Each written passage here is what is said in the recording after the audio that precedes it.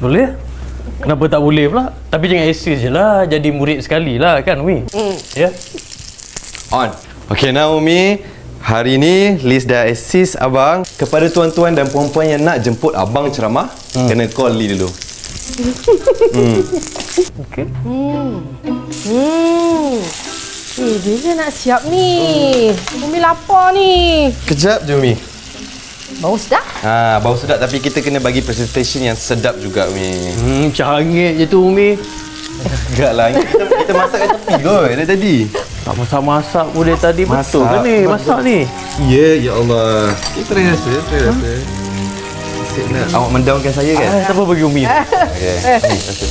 Umi rasa. Cik. Ya bang.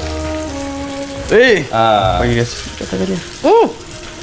Okey kan, itu baru sikit tau Umi. Terbaik. Belum try brokoli, belum try ni lagi, belum cicak ni lagi. Yang ni pun korang tak makan lagi.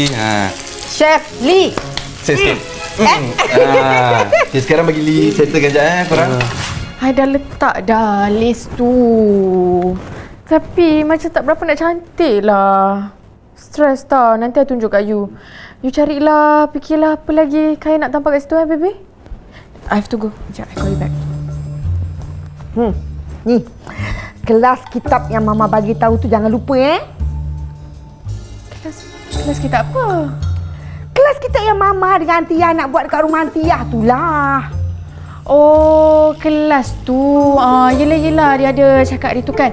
Tapi, bila dah start kelas no more ni time cuti ni boleh lah. Orang kalau nak belajar ilmu agama ni mesti istiqamah. Masuk dalam dari tu siap-siap. Seminggu sekali je setiap Khamis malam Jumaat. Cuba tengok poster yang Mama hantar tu. Cantik tak? Tengoklah.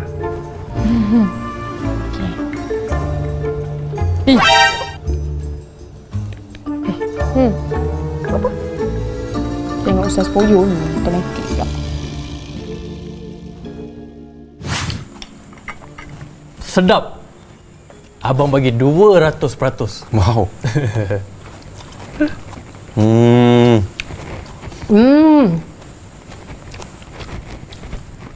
Sedap. Sedap kan? Tengoklah siapa masak Umi abang. Kalau tak sedap tak jadi chef lah saya. Untunglah siapa jadi isteri Lee. Kerja dia tak masak. Dengan anak je. Cannot. No Umi. Walau macam mana hebat pun lelaki tu masak, dia tetap nak juga rasa air tangan isteri dia. Arwah ayah dulu macam mana, Umi? Umi masak hari-hari kan? Sebab tu tak makan dekat luar kan?